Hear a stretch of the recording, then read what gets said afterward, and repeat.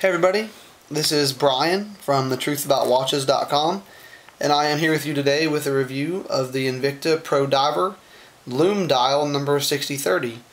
Just make a few quick notes here before we get started. This watch doesn't have a screw down crown, it's just a pop out crown. I'll show you real quick. The movement's incredibly smooth. It is a NH25A Seiko sourced movement. The screw down crown doesn't really bother me too much. I know it aggravates some people, but it still carries water resist to 200 meters without the screw down crown. It's a non-hacking movement, which means you accuracy freaks are probably not going to want to have this. But as you can see, the movement is pretty smooth. This is kind of like a reproduction of a 7S26, and it ticks about the same as my Orange Monsters. I think the second hand's a little bit longer on this watch, so it is a little bit more accentuated, but nothing like the stutter that you find out of the normal Miyota movements. A couple other things. The band on this watch is extremely high quality for $69. There's no solid end links, which is a little frustrating, but it doesn't really bother me that badly. Again, there's the NH25A. It's a highly decorated movement. You can see the heart spinning here if I can get it turned the right way. One really great thing about this watch that I absolutely love is the engravings on the back. The engravings say Master of the Oceans, Pro Diver, 200 meters, automatic, and of course it has a flame fusion crystal on the front. The crystal for me has been extraordinary, all of the flame fusion crystals. Don't really care much for the Cyclops, but some of you guys love them. The case is not extremely thick. I'd say it's average. The case is 45 millimeters in diameter. I'd say it's very, very light for how big it is. I'm not sure why that is.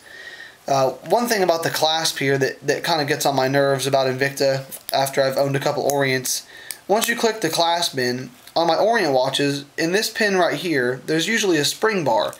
So that when you flip this down, it catches the spring bar in that hole and doesn't let it fall off, which I've had a couple watches fall off scuba diving, and it's pretty annoying. Another cool thing about this watch is the bezel. It's pretty stiff. I would say it's about as high quality as my Rolex Sea Dweller. You can hear it click here.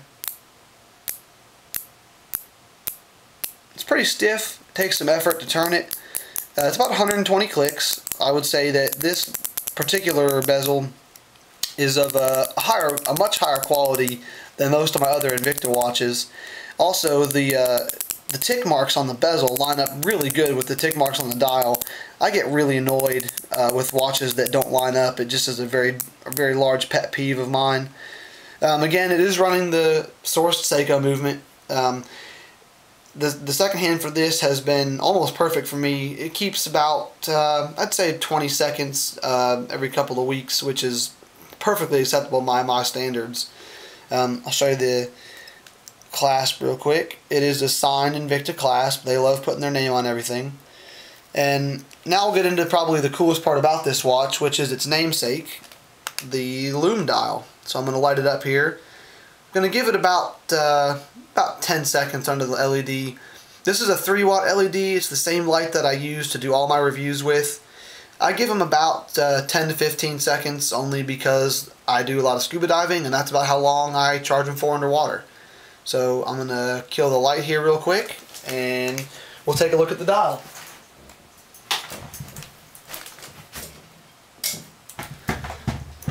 So as you can see, it's already lit up pretty good. The camera's not doing a whole lot of justice. It is a little bit brighter than that right now. As you can see, the dial fades first. Now I will say it's fading much faster on the camera than it is in reality. But the hands will stay about that bright for probably the next, I'd say, hour or so. If you let it sit in the sunlight for any given period of time, it'll maintain its charge for about 2 to 3 hours. I've come to expect that or a little bit less from Invictas. I don't really expect too much out of them for the price that you pay for them. I mean, really, $69, I'm not expecting Swiss Super Luminova. One really cool thing, again, about this movement is just the fact of how decorated it is from Invicta. I really don't think I've ever seen anything quite like that for $69 before, especially with the display case back and the decorated movement. Every piece inside of there is either polished or printed or they have that titanium coating, or that slick metal coating, whatever you want to call it. I do wish that this watch had solid end links. It's not really a deal breaker for me. I'll probably put it on a Zulu band eventually anyways. But I have had extremely good luck with it. It's kept great time. I feel like I got one heck of a value for $69, and I would definitely buy this watch again. I really don't feel like you can go wrong with any of the Pro Diver series. This watch is considerably larger than the Miyota 8215 model 8926, the Submariner lookalike, and I think that the Mercedes hands get pretty boring, so the addition of this arrow hand and the straight second hand for me are just a really neat touch.